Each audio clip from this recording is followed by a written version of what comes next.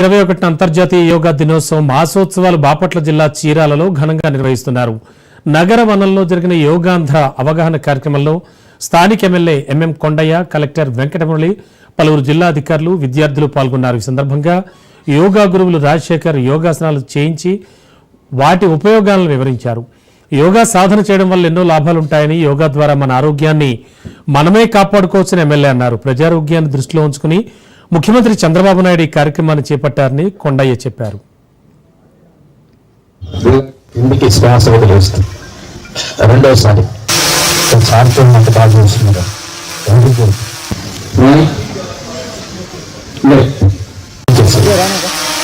Okay, ఇది పాడాసనం అంటున్నారు. అందరూ చక్కగా దీన్ని చేసొచ్చు. సెంటర్, లెఫ్ట్ సైడ్ నడుము నొప్పితో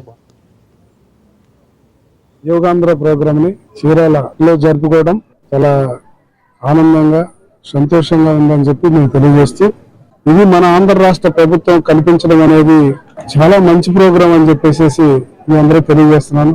ఈ ప్రోగ్రామ్ ని దూరదృష్టితో ఆలోచించి ప్రజలు అర్థం చేసుకుంటే ఇది వాళ్ళ జీవితాలకి, వాళ్ళ కుటుంబాలకి మంచిదన్నది కనపడుతుంది. ఇది భవిష్యత్ తరాలకి కూడా మనం ఇస్తున్నటువంటి ఒక గొప్ప శిక్షణ అని చెప్పి కూడా మనం చెప్పక తప్పదు. మరి ప్రజలందరూ కూడా దీన్ని అవలంబించి వాళ్ళ దైనందిన జీవితంలో దీన్ని ప్రతిరోజు పాటించి వాళ్ళ మెరుగైన ఆరోగ్యాన్ని, మెరుగైన జీవితాన్ని, ఒక సంతోషకరమైన జీవితాన్ని పొందాలనేటువంటి ఉద్దేశంతో దీన్ని ముందుకు తీసుకెళ్తా ఉన్నాం. అంతర్జాతీయ యోగా దినోత్సవం విశాఖపట్నంలో పెద్ద ఎత్తున ప్రధాని గారి సమక్షంలో, ముఖ్యమంత్రి గారి సమక్షంలో 5 లక్షల మందితో గిన్నిస్ రికార్డుల్లోకి ఎక్కేటువంటి చారిత్రాత్మక ఘట్టం జరగబోతా ఉంది.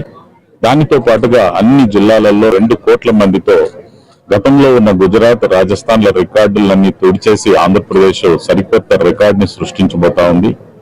మరి మన జిల్లాలో జూన్ 21వ తారీఖున సూర్యలంక బీచ్ లో 10,000 మందితో మనం ప్రోగ్రామ్ ని నిర్ణయించుకున్నాం.